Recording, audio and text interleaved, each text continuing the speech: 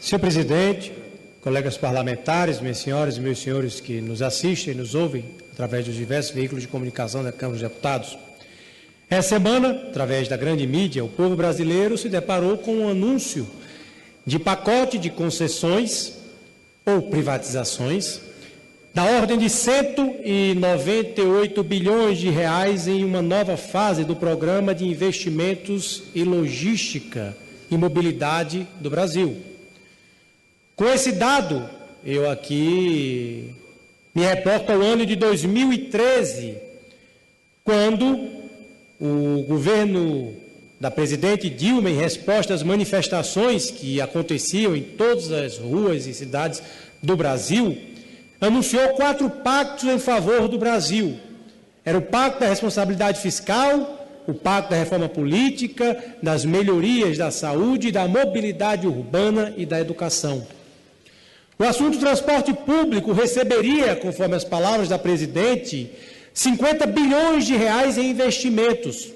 A ideia era criar e ampliar a rede de metrôs, veículos leves sobre trilhos, os VLTs, e os corredores de ônibus.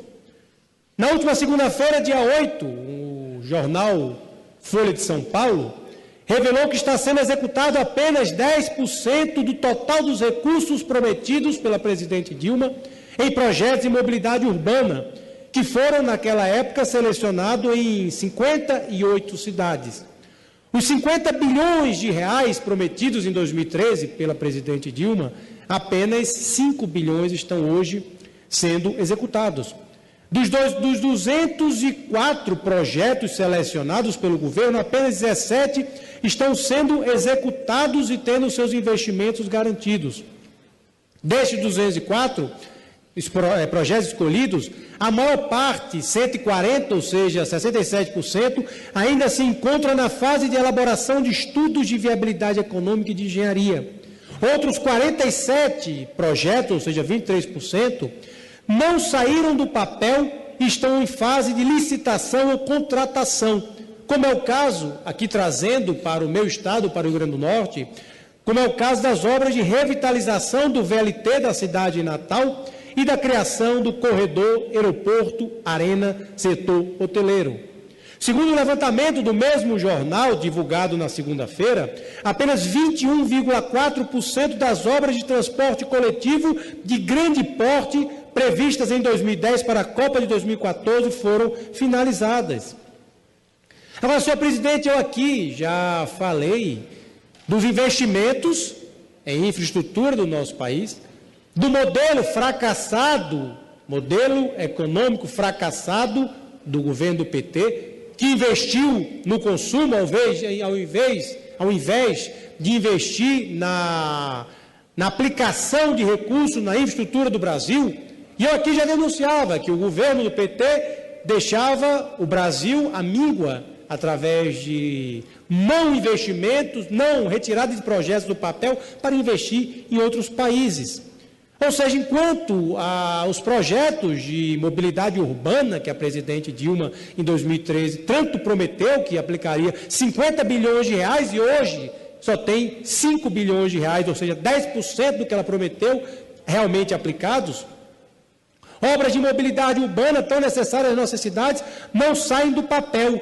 Enquanto, senhor presidente, em outros países, com recursos do nosso Banco de Investimento, BNDES, que capta recurso no mercado, a taxa básica de juros de 13,5% e remunera a 6%, ou seja, quem paga é o contribuinte brasileiro, tem investido em obras em outros países. Como, por exemplo, por que não lembrar aqui ao governo onde é que eles estão colocando o dinheiro do povo brasileiro? Na linha 3 e 4 do metrô da Venezuela, da cidade de Caracas, que vão custar 732 milhões de dólares, sendo financiados por recursos do BNDES. Ou o metrô da cidade do Panamá, orçado em $1 bilhão, também financiado com recursos do BNDES.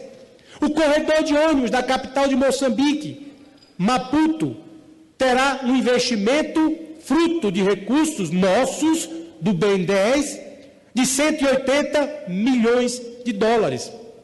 Somados estas obras, se tem um valor de 3,4 bilhões de dólares. Se nós convertermos, presidente, senhores, companheiros, colegas deputados, a R$3 o dólar, nós estamos falando em 10 bilhões de reais de investimentos nacionais em outros países.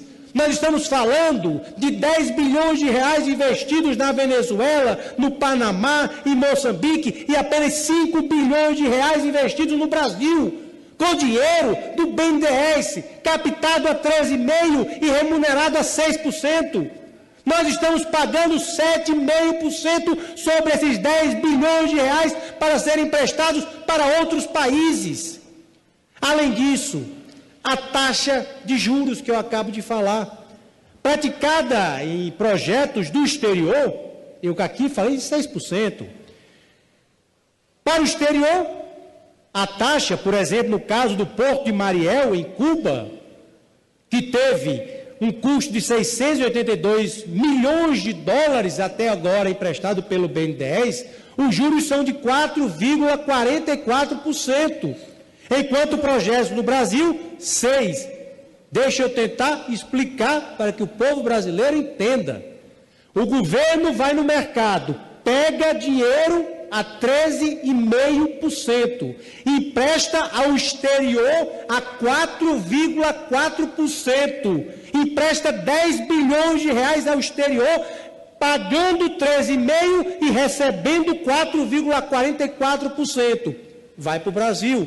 Ao invés de emprestar 10 bilhões, empresta apenas 5 bilhões, além de investir 10 bilhões, investe 5 bilhões. E esse mesmo dinheiro do BNDES, aquele brasileiro que deveria pagar quase nada de juros, paga 6%. No exterior, o governo cobra 4,44%. Para o brasileiro, é 6%.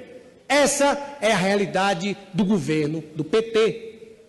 Essa é a realidade que nós temos na infraestrutura e mobilidade urbana do nosso país. E para ser, senhor presidente, reto no meu tempo, eu quero dizer, para terminar as minhas palavras, está comprovado que o governo do PT governa para os países vizinhos, não para o povo brasileiro. O dinheiro dos nossos impostos está indo para financiar obras em outros países, simplesmente como se não precisássemos das obras de mobilidade urbana e de infraestrutura. E eu pergunto ao povo brasileiro, como estão os nossos portos, aeroportos, estradas, como estão as pontes, como estão todas as obras de mobilidade urbana do nosso país? Está apto a ter dinheiro emprestado ao exterior e quase nenhum investimento em nosso país? A resposta eu acabo de dar.